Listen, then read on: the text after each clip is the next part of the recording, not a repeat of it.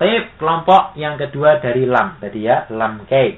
Kemudian kelompok yang ketiga dari lam adalah lam juhud, yaitu untuk pengingkaran ya, untuk pengingkaran. Biasanya sekali lagi saya ulang, lam juhud ini biasanya diletakkan pada kalimat yang dia mengandung makana. Contohnya misalnya makanal muslimu liyashroba al-khamra. Lam juhud dia juga merupakan al-adawatun nasibah yang fungsinya untuk menasabkan suatu fiil. Kita perhatikan di sini yashroba dia mansub. Kenapa mansub? Karena kemasukan lam juhud sehingga dia menjadi mansub. Tidaklah seorang muslim itu akan minum khamr. Ya, dia diawali dengan makana. Maka tatkala kita melihat ada huruf lam, maka lamnya adalah lam juhud. Baik. Kemudian contoh yang lain misalnya makanal muslimani liyatahasada. Kita perhatikan ada huruf lam, dia juga terletak pada fi'il yang mengandung makana, maka lamnya adalah lam juhud untuk pengingkaran. Masuk pada yatahasada. Asalnya yatahasadani. Ya, yatahasadani. Ya, al-af'alul khamsah ciri mansubnya adalah dengan dihapus nunnya. Taib. Artinya tidaklah dua orang muslim itu akan saling mendengki.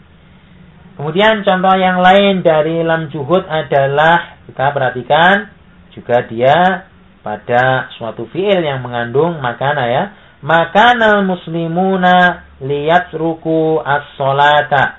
Tidaklah orang-orang muslim itu akan meninggalkan sholat. Kita perhatikan pada fi'il yatruku. Dia kemasukan dengan lam. Lamnya adalah lam juhud.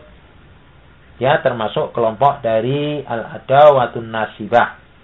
Baik, kemudian kelompok yang keempat. Kita telah membahas macam-macam lam. Tadi ada lam huruf jer, kemudian lam kay, kemudian lam juhud.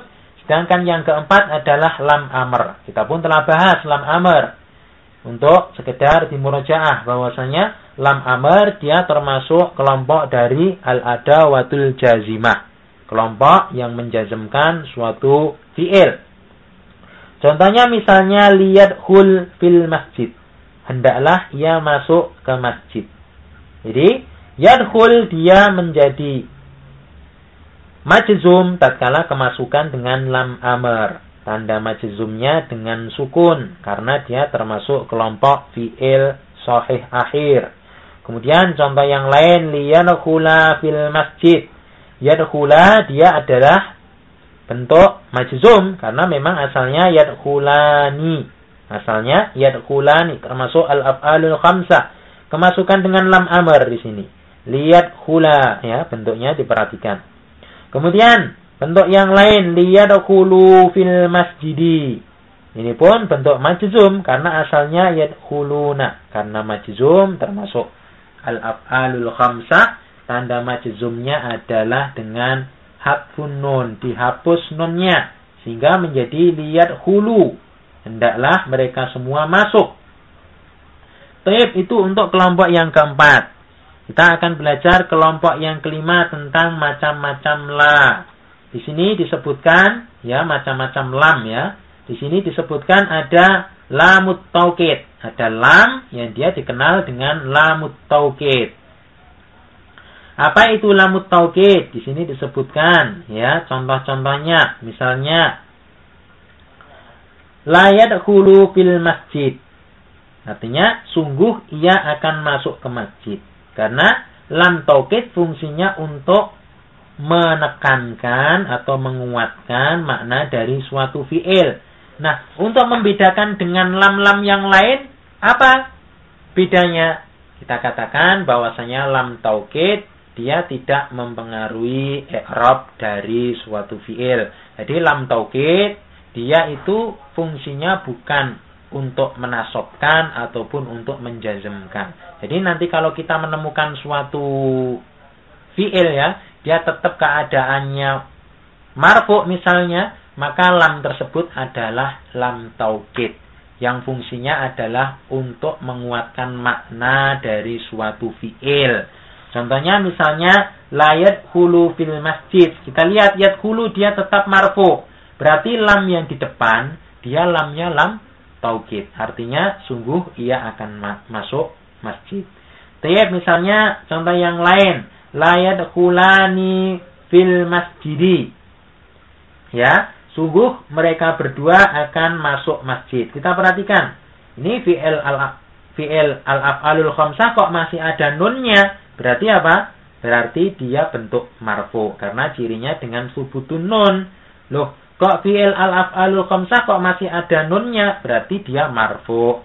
Berarti kalau kita menemukan ada huruf la sebelumnya, la-nya ini namanya lam taukid. Ya, lam fungsinya untuk apa? Untuk menekankan suatu makna dari fi'il. Sehingga maknanya apa? Sungguh mereka berdua akan masuk masjid. Kita perhatikan huruf lamnya ya. Lam yang di depan dari suatu fi'il tersebut. Kemudian yang ketiga, la yadkhuluna fil masjidi. Yadkhulunya juga termasuk fi'il al-af'alul khamsah. Kemasukan dengan huruf lam di sini ya. Huruf lam.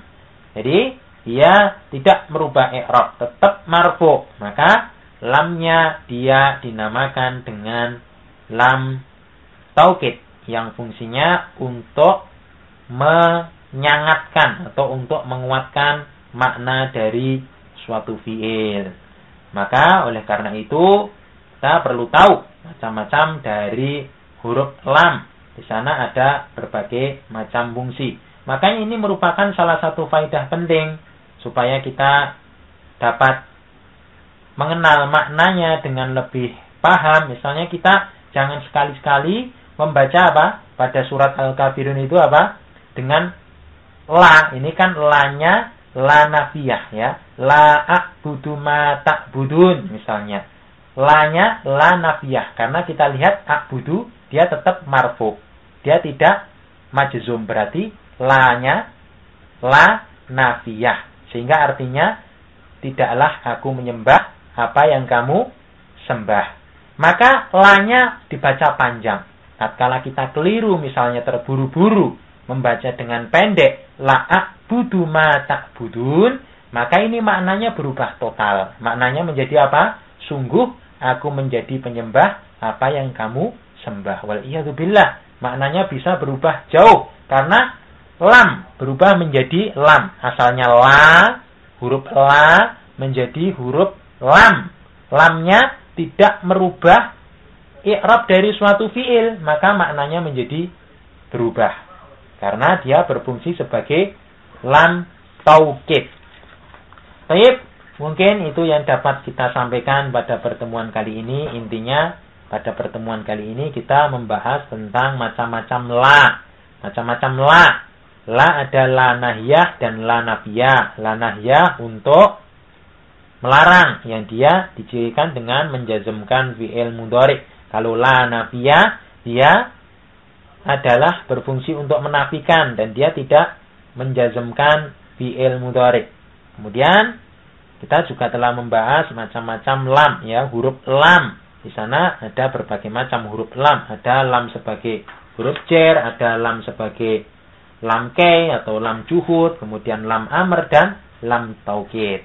Dan perlu diingat bahwasanya lam taukid dia tidak mempunyai amalan dan dia tidak menasabkan atau menjazmkan atau menjerkan suatu kata. Jadi perlu untuk kita perhatikan. Mungkin sampai di sini dulu pertemuan kita kali ini. Mudah-mudahan pelajaran kita kali ini dapat dipahami.